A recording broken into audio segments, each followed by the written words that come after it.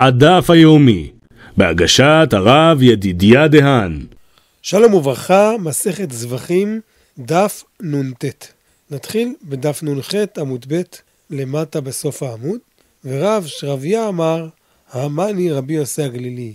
למדנו למעלה שיש דעת רבי יוחנן, שהוא אומר שרבי יוסי סובר שהמזבח כולו היה עומד בצפון. והגמרא ניסתה להביא לזה ראיה ממשנה במסכת תמיד. אז בא רב שרביה ואומר שהמשנה הזאת במסכת תמיד זה רבי יוסי הגלילי. שרבי יוסי הגלילי סובר שהמזבח באמת היה עומד כולו בצפון. אומר רב שרביה אבל שאי אפשר להוכיח מזה כמו שרבי יוחנן רוצה להגיד שזה דעת רבי יוסי. למה? כי אפשר להעמיד את זה כרבי יוסי הגלילי. כי מרבי יוסי הגלילי שמענו בפירוש בברייתא שהוא סובר שהמזבח היה כולו בצפון. ולכן אנחנו לא נעמיד את זה כרבי יוסי סתם, שרבי יוסי סתם זה רבי יוסי בן חלפתא. למה שנעמיד את זה כרבי יוסי? אנחנו יודעים שזה רבי יוסי הגלילי. לא שמענו שרבי יוסי בן חלפתא סובר ככה. יכול להיות שדווקא הוא סובר כרבי יהודה, שהמזבח היה עומד חציו בצפון וחציו בדרום. ואיפה הברייתא שראינו שרבי יוסי הגלילי סובר שהמזבח עומד כולו בצפון? דתניא רבי יוסי הגלילי אומר מתוך שנאמר ונתת את הכיור בין אוהל מועד ובין המזבח. זה הפסוק. אז אם כן, איפה צריך לשים את הכיור? בשטח, בחלל הזה שיש בין אוהל מועד ובין המזבח. ואילו פסוק אחר כתוב, ואת מזבח העולה שם פתח משכן אוהל מועד. זאת אומרת שצריך לשים את המזבח בפתח אוהל מועד, ושלא יעשה משהו מפריד משמע. ודאי שהכיור לא יפריד בין הפתח ההיכל לבין המזבח. אם כן, איך זה יסתדר? מצד אחד אתה אומר שהכיור שמו שם, מצד אתה אומר שאי אפשר לשים שם את הכיור. היכן היה נותנו? אם כן, לפי זה איפה שמו את הכיור? מול הרווח שבין האולם ולמזבח משוך כמעט כלפי הדרום. באמת שמו את זה שם, ברווח הזה שבין הפתח ההיכל למזבח, אבל לא באמצע, אלא יותר נוטה כלפי הדרום, כדי שהוא לא יעשה הפסק בין המזבח לפתח ההיכל. זה הברייתא. הגמרא רוצה להסביר מה כסבר. מה סובר רבי יוסי הגלילי לעניין מקום המזבח? אי כסבר כולה מזבח בדרום קאי. אם הוא סובר שכל המזבח היה עומד בכלל בצד דרום העזרה, נוקמה מכותל היכל ולדרום. זאת אומרת, מה הבעיה? ניקח את הכיור ונשים אותו לא ממש מול הפתח של ההיכל, אלא מול הקיר של ההיכל של הצד של הפתח. בין אולם ולמזבח. שם נשים את הכיור. כדי שנרוויח גם את הפסוק הזה וגם את הפסוק הזה, נרוויח גם את הפסוק מזבח העולה פתח אוהל מועד, וגם את הפסוק ונתת את הכיור בין אוהל מועד ובין המזבח, שיהיה ביניהם ממש. ואינמיקה סבר קדושת היכל ואולם חדה היא, גם אם הוא סובר, הרי היה לנו בית המקדש קודם כל אולם רחב, ומתחיל להיות יותר צר, זה ההיכל. הקדושה של ההיכל והאולם, זה אותו קדושה. גם פתח האולם נחשב פתח אוהל מועד. אם כן, אסור שהכיור יחצוץ בין המזבח לבין פתח האולם, שהיה יותר רחב. אז אם כן, נוק מכותל אולם ולדרום, זאת אומרת, תכניס את זה יותר פנימה לכיוון הדרום, כדי שזה לא יחצוץ בין פתח האולם למזבח. ואז יתקיים לך הפסוק כפשוטו, ונתת את הכיור בין אוהל מועד ובין המזבח. כי זה באמת ככה יוצא. וגם להרוויח את הפסוק, שהמזבח העולה יהיה מול פתח אוהל מועד. כי לא יהיה שום דבר שיפריד, כי זזנו את הכיור פנימה, לכיוון הדרום. אז אם כן מוכח מהמהלך הזה, שאני מצליח לעשות את הפעולה הזאת, מוכח שרבי יוסי הגלילי סובר שכל המזבח בצפון. ברגע שכל המזבח בצפון, אז זה מצוין, הכיור לא מפריע לי בכלל, כי הכיור זה כיוון הדרום. והכיור לא חוצץ בין האולם לבין המזבח. מקשה הגמרא ונוק בין היכל ולצפון. נעמיד את הכיור מיד לאחר פתח ההיכל, בין כותל ההיכל ולצפון. תרץ הגמרא כסבר קדושת היכל ואולם חדה. ולכן, כי נמי מוקמת לה מכותל היכל ולצפון, אבל לבין האולם ולמזבח. גם אם תעמיד את הכיור מכותל היכל ולצפון, אז יהיה, מה יצא? שזה יהיה בין פתח האולם ולמזבח. מקשה הגמרא ונוקמה מכותל אולם ולצפון, נעמיד את הכיור בחלק הצפוני של העזרה, בבין אולם ולמזבח. ואז נקיים את הפסוק כפשוטו, בין אוהל מועד ובין המזבח. למה צריך למשוך את הכיור דרומית מן המזבח? מתרצת הגמרא, אמר קרא ושחט אותו על ירך המזבח צפונה. ההי מיותרת. היה צריך להגיד, ושחט אותו על ירך המזבח צפון. ההי הזאת באה ללמד אותי שצריך שיהיה צפון פנוי מכלים. והרי הכיור נחשב כלי. לכן אסור שיהיה שם שום כלים, ולכן צריך למשוך את זה לדרום. יוצא שלפי רבי יוסי הגלילי, כל המזבח היה בצפון. ולכן אומר רב שרביה, שאפשר לומר שהמשנה מסכת תמיד, היא שנויה כשיטת רבי יוסי הגלילי, ולא כשיטת רבי יוסי בן חלפתא, רבי יוסי סתם. אז אין מקור לשמועה הזאת. מה תנא דפליג על ידי רבי יוסי הגלילי, אומרת הגמרא? מי החולק עליו? מי חולק עליו וסובר שאדרבה המזבח היה בדרום? רבי אליעזר בן יעקבי דתניא, רבי אליעזר בן יעקב אומר, שמה לומדים מהמילה צפונה? שיהיה צפון פנוי מכלים ואפילו מן המזבח. לא רק כלים קטנים וכלים מכלים שונים אסור שיהיו שם, אפילו המזבח לא טוב שיהיה שם. אז אם כן, רואים שמה הוא סובר? צריך שכל המזבח יהיה בדרום, ובכלל לא יהיה בצפון. אז אם כן, יש לנו עכשיו 3 שיטות לגבי מקום המזבח. רבי אליעזר בן יעקב סובר שהמזבח היה כולו בדרום. רבי יהודה סובר שהיה חציו בדרום וחציו בצפון. ורבי יוסי הגלילי סובר שהיה כולו בצפון. זה הסיכום של העניין. אומרת הגמרא, אמר רב, מזבח שנפגם. מזבח צריך להיות מרובע, שהכל יהיה שלם כמו שצריך. מהי הדין המזבח נפגם? כל הקורבנות שמקריבים נפסלו או לא נפסלו. אז אומר רב שכל הקודשים שנשחטו שם בעזרה, באותו זמן שהמזבח נפגם, פסולים.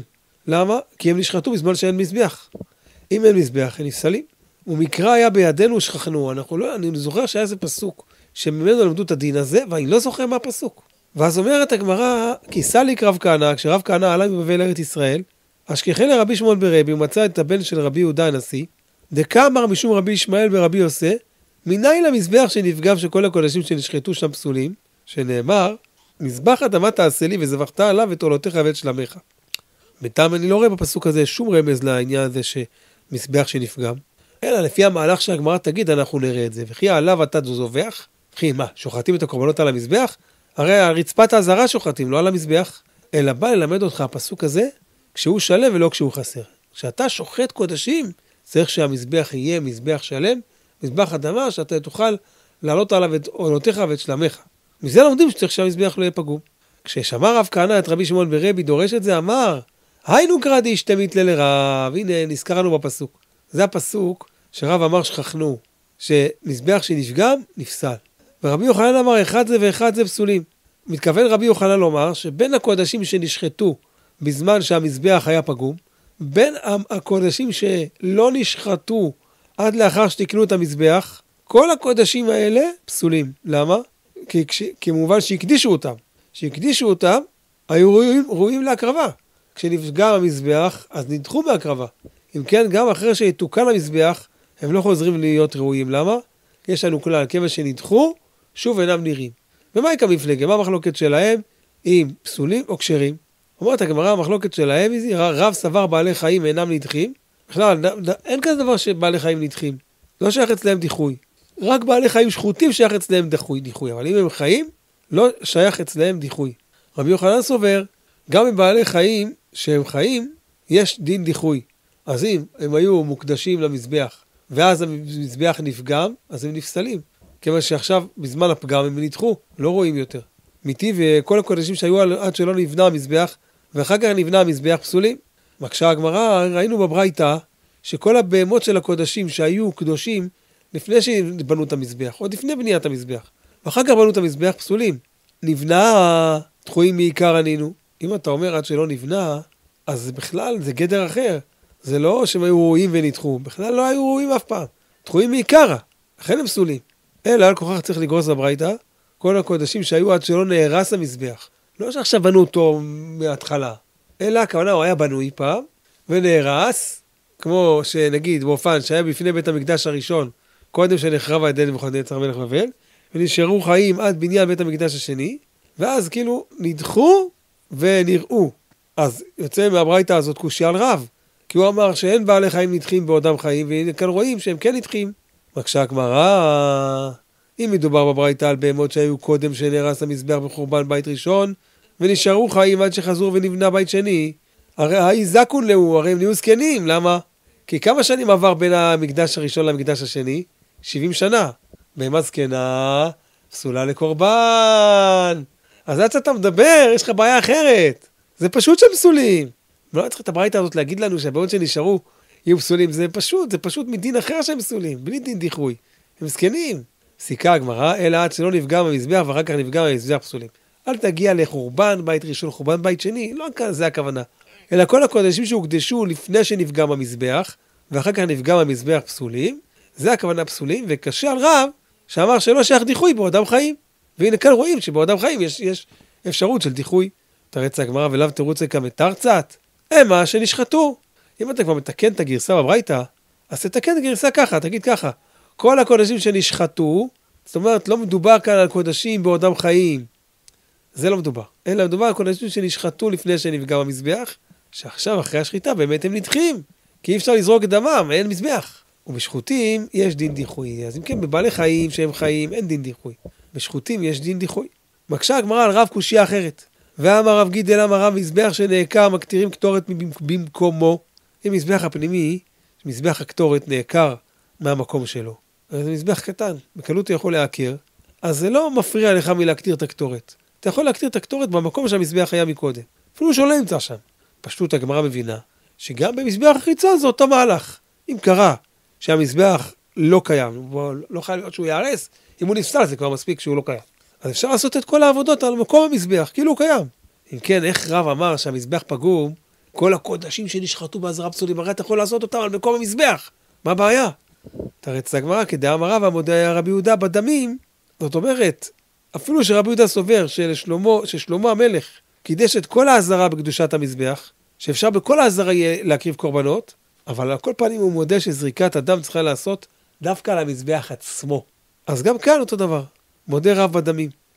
נכון שאתה יכול לשחוט, נכון שאתה יכול לעשות הכל, אבל זריקת הדם, אתה לא יכול לעשות את זה על מקום המזבח. צריך לעשות את זה דווקא על מזבח שלם בכשרות מלאה. אם אתה לא יכול לעשות את זה, אני רוצה שהקודשים שנשחטו, נדחו ונפסלו. אז מה ראינו שרבה אמר? מודה היה רב יהודה בדמים. רבי יהודה בדמים. מה רבי יהודה? איזה רבי יהודה אתה מדבר? שהוא מודה בדמים. דתניא, כתוב בפסוק במלכים, שבאותו יום ששלמה המלך חנך את בית המקדש, ביום ההוא קידש המלך לתוך החצר אשר לפני בית השם, כי מזבח הנחושת אשר לפני השם קטון מאכיל. המזבח שמשה רבנו עשה היה קטן, כי זה בית המזבח קטן, לא היה יכול להכיל את העולה ואת המנחה ואת חלבי השלמים. לכן מה עשה שלמה המלך? כדי שאת כל החצר שתהיה ראויה להקריב את הקורבנות האלה. דברים ככתבם דברי רבי יהודה, כלומר הפסוק כפשוטו, כמו שהסברנו, כיוון שלא היה מקום על המזבח לכל הקורבנות, אז מה עשו? מה עשה שלמה המלך? קידש את הרצפה של העזרה בקדושת מזבח, כאילו שזה מזבח, שיהיה אפשר לשים שם הערכה ולהקריב אליה קורבנות. אמר לו רבי יוסי לרבי יהודה, איך אתה אומר שהמזבח של שלמה היה קטן מאכיל את הקורבנות? ולא כבר נאמר 1000 עולות יעלה שלמה על המזבח ההוא? על המזבח הנחושת שעשה משה, שלמה הקריב עליו 1000 עולות ביום אחד. אז איך אתה אומר שאין מקום? ואילו במזבח האבנים בבית העולמים ובית המקדש, הוא אומר, ויזבח שלמה את זבח השלמים אשר זבח להשם, בקר 22,000 וצאן 120,000. אם כן, ביום חנוכת המקדש היו זקוקים להקריב מאות קורבנות, אלפי קורבנות, 22,000. ויוצא בסך הכל 142,000. כשאתה מגיע לחשבון עולות או למניין אמות, אם תעשה חשבון כמה עולות ראויות להיות קרבות בכל אמה, וכמה אמות עודף מזבח האבנים שעשה שלמה על מזבח הנחושת שעשה משה, אתה תראה את ההפרש הגדול, שזה גדול מזה בהרבה, את המזבח של שלמה גדול הרבה ממשה. שיהיה ראוי להקריב עליו לפי החשבון הזה 400,000 עולות ביום אחד, אם תחשבן את זה, זה יוצא פי כמה וכמה. ולכן אפשר להקריב על זה 400,000. אם כן, לא ייתכן לומר שהיה חסר לשלמה מקום להקריב את כל הקורבנות, ואתה אומר לי שבגלל זה הוא הכשיר את העזרה. לא, זה לא יכול להיות. אז מה הכוונה קטן מאכיל? לא מדובר על המזבח, אלא הכוונה מזבח הנחושת שעשה משה. כי האדם אומר לחברו, פלוני ננסו, הוא פסול לעבודה. כמו שאדם אומר לחברו שהוא פסול לעבודה, הוא לא רוצה להגיד עליו שהוא פסול לעבודה. אז הוא אומר שהוא ננס, שהוא נמוך, קטן, ולכן הוא לא יכול לעבוד. הוא לא רוצה לפגוע בו. אז גם כאן אני יכול להסביר את הפסוק, שהפסוק מתכוון לומר, שבזה שהוא בנה שלמה המלך את המזבח החדש, הגדול, אז הוא פסל לעולם את מזבח הנחושת שעשה משה. הוא לא רוצה להגיד שהוא פסול, יכול לומר בלשון נקייה קטן מאכיל, אבל לא רוצה להגיד שהוא פסול. וזה הפשט קטן מאכיל. ולא באמת שהוא היה קטן מאכיל. מקשה הגמרא, ורבי יהודה שפיר כמה רבי יוסי. הרי רבי יהודה אמר שהמזבח היה קטן מלהכיל את כל הקורבנות של שלמה. והרי כאן עכשיו ראינו שרבי יוסי הוכיח שהיה מקום בזה ל400,000 קורבנות. שלמה הקריב פחות מזה אפילו. אז למה שלמה המלך היה צריך לקדש את הרצפה? תרץ הגמרא רבי יהודה לטעמי, דאמר מזבח שעשה משה גדול היה. רבי יהודה לשיטתו, שהמזבח של משה רבנו לא היה קטן כמו שחשבנו, 5 אמות על 5 אמות, אלא יותר גדול מזה. כשנעשה חשבון לפי 1,000 עולות, לפי הגודל הזה, וכמה המזבח של שלמה היה יותר גדול ממנו, אז התברר לנו שבאמת לא היה מספיק מקום לכל העולות של שלמה. דתניא, כתוב הברייתא לגבי המזבח של משה, ועשית את המזבח חצי שיטים, 5 אמות אורך ו5 אמות רוחב, רבוע יהיה המזבח. דברים ככתבן דברי רבי יוסי. זאת אומרת, רבי יוסי סובר שהפסוק הוא כפשוטו, 5 אמות אורך, 5 אמות רוחב, לא פחות ולא יותר. רבי יהודה אומר שזה לא הכוונה של הפסוק, כי נאמר כאן במזבח של משה רבוע, ונאמר להלן במזבח שהתנבא יחזקאל רבוע, שתיהם כתוב רבוע.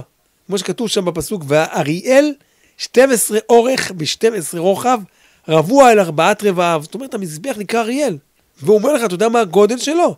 12 אורך ו12 רוחב, רבוע. מה להלן מאמצעיתו היה מודד? הרי מאיפה היה מודד את המידה הזאת 12? מהקצה אל הקצה? לא, מאמצעיתו היה מודד. אף כאן מאמצעיתו היה מודד. יוצא שהמזבח שהיה משה, שעשה אותו משה, היה בגודל 10 אמות על 10 אמות. תוריד מהם אמה אחת סביב לקרנות, ואמה סביב להילוך רגלי הכהנים, על המזבח. יוצא שהמערכה הייתה בעצם בגודל של מה? 6 אמות על 6 אמות. יוצא, אחרי שהורדנו את הכל, 36 אמות מרובעות. על שטח זה הקריב שלמה 1,000 עולות. לפי החשבון זה על המזבח האבנים של שלמה המלך בנה, היה אפשר להקריב רק 11,000 עולות. ואילו שלמה הקריב כמה? 142,000 קורבנות. ולכן, אומר רבי יהודה, שהפשט של הפסוק הוא ככתבו וכלשונו. שהמזבח באמת היה קטן מאכיל את כל הקורבנות. ולכן היה חייב שלמה לקדש את הרצפה של העזרה, בקדושת מזבח שיוכלו לעשות שם את ההמשך של הקורבנות. כי לא היה מקום על המזבח.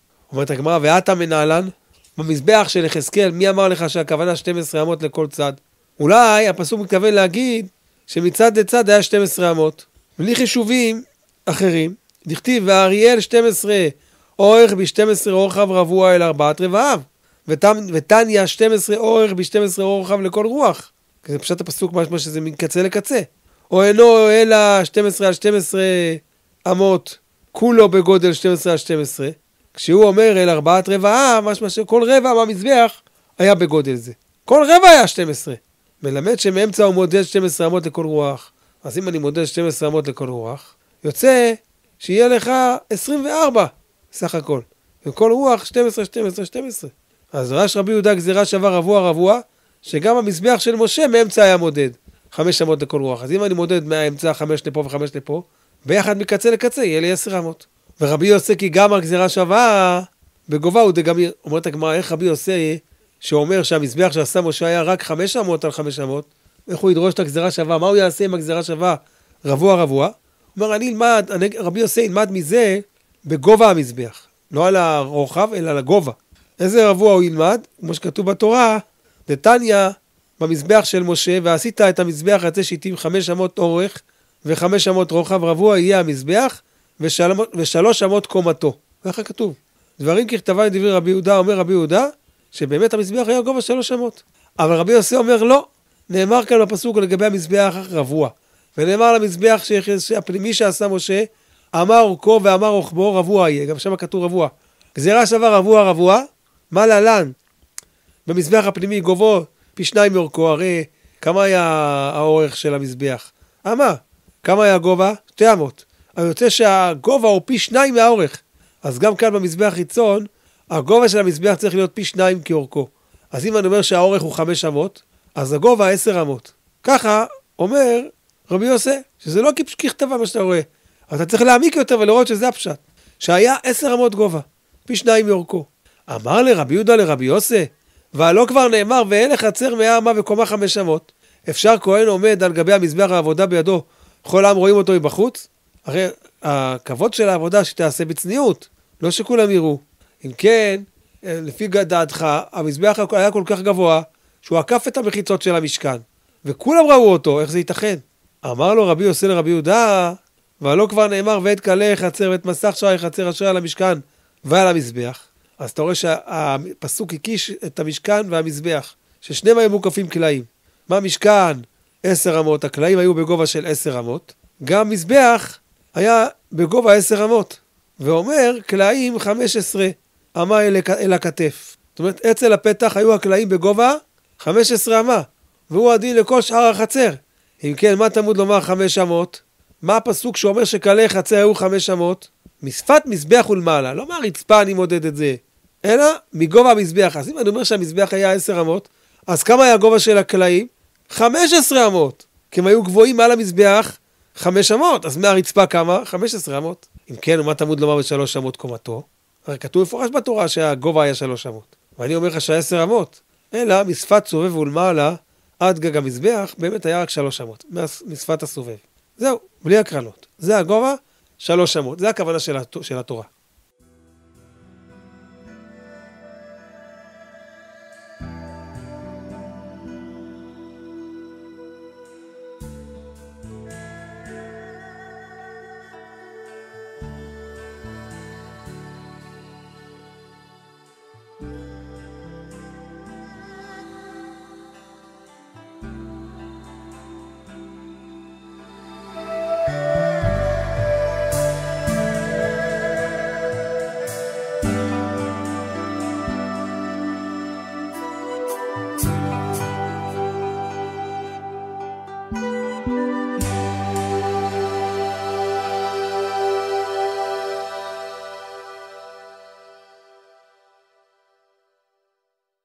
כל השיעורים מהזמן שחלף, עכשיו בארכיון השיעורים של כל תבונה, בטלפון מספר 08 30 12 400, שלוחה מספר 3.